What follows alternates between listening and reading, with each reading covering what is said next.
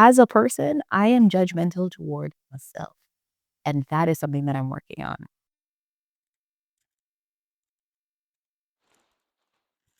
Hi, everybody, and welcome back to the Rest and the Run podcast. I'm your host, Charlessa Emilia, and I am back with you with another episode. Now, here in Podcast Landia, I'm in a completely different time than you are. You guys actually going to be seeing this much later. Right now is August 19th, which means I have made it a full year. I have completed. Hey, this is Future Editing Charlie, just reminding you that yes, I did get the date wrong as I did in the previous video, but now we're back on track. I've started my journey. Like this is like the jump start, and I feel really accomplished because at first I was like, year, like what is a year really going to do? And I want to be open and I want to be thankful right now because first of all, I was able to do it. And second of all, the changes that have come about in my life have not been because of me. Understanding that it hasn't been me making the changes, that the Holy Spirit has been guiding me, that the Lord has been, showing me what I need in my life. That's been the most essential part. So at first, it started with me having a desire to live a more genuine life, just letting myself be, not needing to conform to everything, just kind of like allowing myself room to fail, to not be okay, to being able to admit when I'm struggling or when when things aren't going well and not having to put on this mask every day of, oh, I'm fine. And then in that, I also realized that I started accepting others, other people who were different, other people who may not have kind of fit into my mold of also wearing the masks and wearing the conformity show. I also felt like I shifted away from needing validation. And in that, it felt so much more freeing because I was just able to show up as myself, to show up as my authentic self and not have to feel like, oh, well, if somebody doesn't accept me, then I'm, less than or whichever. Also being able to just shut up sometimes. Being able to think like, okay, I don't have to share my opinion. I don't have to say the things. I don't have to comment all the time. I don't have to always if you misunderstand me, then it's up to you. I don't need to clarify.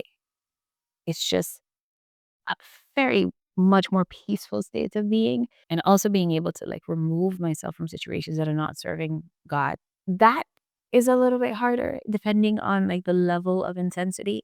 But if it's not something that's godly, I don't really feel like I don't need to be there. I don't need to be in that space. When I first started, where I had like this burden to study and to pray and to fast and to read my Bible and make sure that what I was really doing made not only made sense, but to ensure that I was following this path in the right way.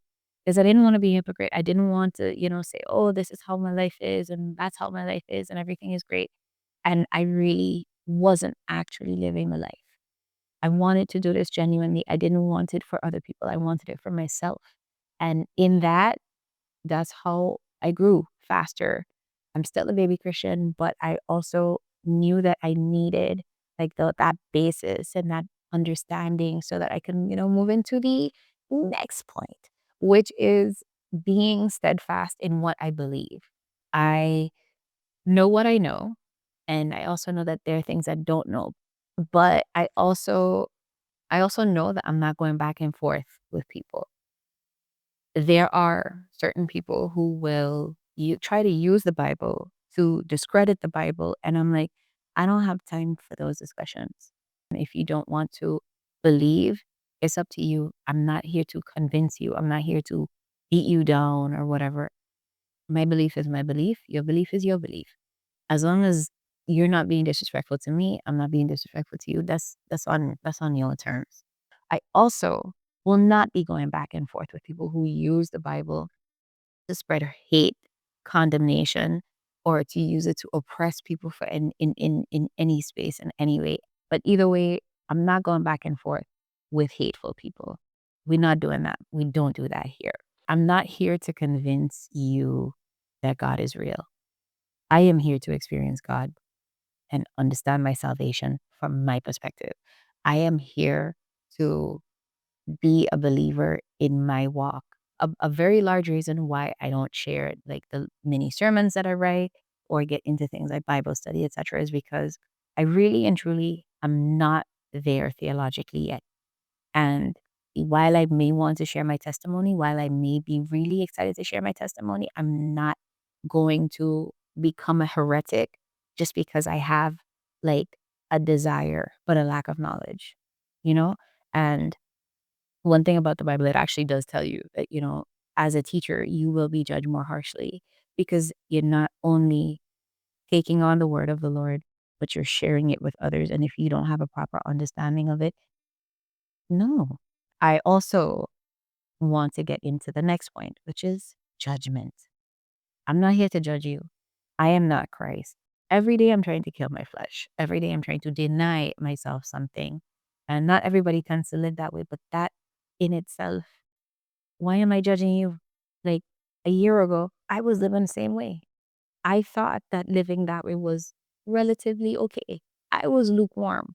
I was at some point doing evil things. So it's not my job to judge you. I don't have time to judge you. I got I'm trying not to judge myself. As a person, I am judgmental toward myself. And that is something that I'm working on. It's a sense of understanding that I am responsible for my own salvation.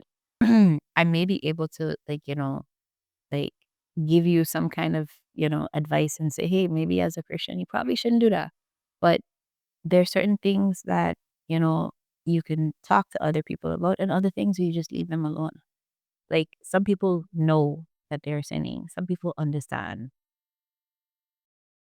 Either way, I'm not getting into the judgment. It's not necessary for me. Now, the last point is what I like to call the lesser evils. These are things that, kind of came about as I was on my walk and just little things that I found myself not doing or doing.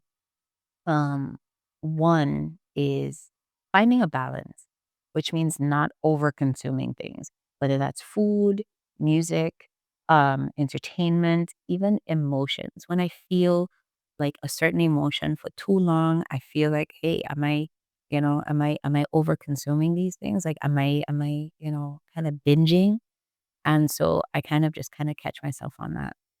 I also, you know, try to ensure that I'm not making things into idols. So things that, I will put before God, like whether it is a physical something, whether it's a feeling, whether it's a person, whether it's anything, I try to avoid those as much as possible. Like if I want to engage with something more than I want to engage with God, it's time for me to step away from it. And I'm constantly finding myself assessing those things.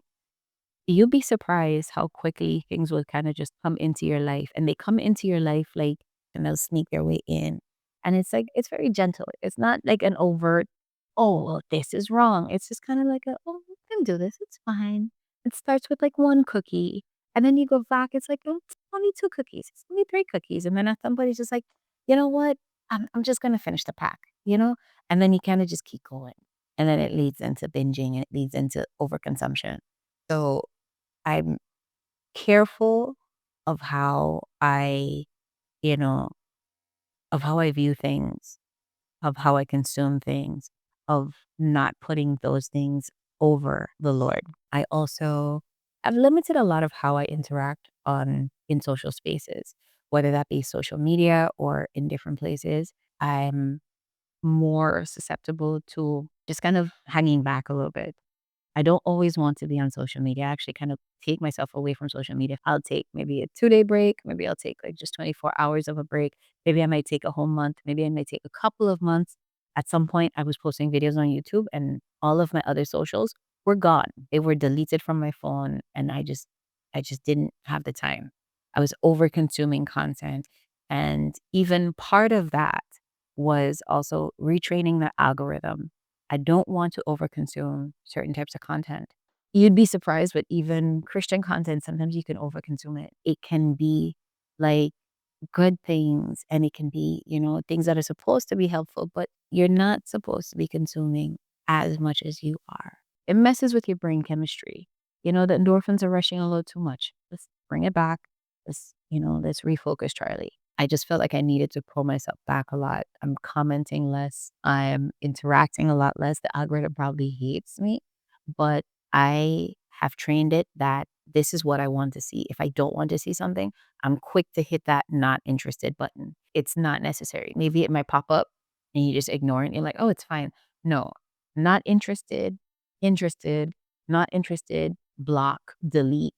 Like these are things that I'm drawing real hard boundaries on these things. I refuse to let it be such a prevalent part of my life where I can't figure out how to properly and responsibly interact with it. Social media was a lesser evil. I had to use, my own discernment with it because of course in the Bible it doesn't really tell you very much about social media or it doesn't say anything about social media, but what it does is it gives you like moral guidelines and then you can use those and you can kind of fit them into how you experience life. Another thing is modesty.